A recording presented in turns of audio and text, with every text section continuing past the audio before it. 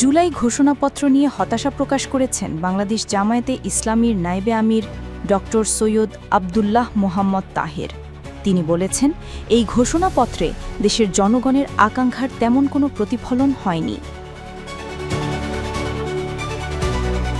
মঙ্গলবার ৫ আগস্ট বিকেলে জাতীয় সংসদ ভবনের দক্ষিণ প্লাজায় অনুষ্ঠান মঞ্চে জুলাই ঘোষণাপত্র পাঠ করেন প্রধান উপদেষ্টা ড মোহাম্মদ ইউনূস। অনুষ্ঠানে জামায়াতের প্রতিনিধিদের মধ্যে উপস্থিত ছিলেন ড তাহের। প্রধান উপদেষ্টার ঘোষণাপত্র পাঠের পর সময় সংবাদে তাৎক্ষণিক প্রতিক্রিয়ায় তিনি বলেন, আমি মনে করি জুলাইয়ের যে আকাঙ্ক্ষা, এই ঘোষণাপত্রে সেটার তেমন কোনো প্রতিফলন হয়নি। একটা পাশ কাটিয়ে যাওয়ার মতো অবস্থা আমরা দেখেছি।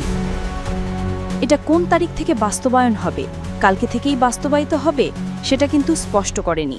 তাছাড়া আমরা এটাকে সংবিধানে প্রিয়াম্বেলে চেয়েছিলাম, সেটা হয়নি। ড তাহের আরও বলেন, ওনারা যেটা বললেন আগামী সরকার বাস্তবায়ন করবে, তাহলে বোঝা গেল এই সরকার কিছু করবে না, অথচ দায়িত্ব হচ্ছে এই সরকারের। এভাবে এত গুরুত্বপূর্ণ একটা ইস্যুকে হালকাভাবে পাশ কাটিয়ে যাওয়ার যে ঘোষণাপত্র দেখলাম, তাতে আমরা হতাশ, এই জাতি হতাশ।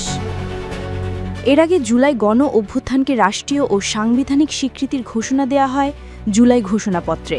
ঘোষণাপত্রে বলা হয়, পরবর্তী নির্বাচিত সরকারের সংস্কারকৃত সংবিধানের তফসিলে এই ঘোষণাপত্র যুক্ত হবে। ঘোষণাপত্রে জুলাই গণ অভ্যুত্থানের সকল শহীদকে জাতীয় বীর হিসেবে উল্লেখ করা হবে। একই সঙ্গে শহীদদের পরিবার, আহত যোদ্ধা এবং আন্দোলনকারী ছাত্র জনতাকে প্রয়োজনীয় সকল আইনি সুরক্ষা দেওয়ার অভিপ্রায় ব্যক্ত করা হয় ঘোষণাপত্রে।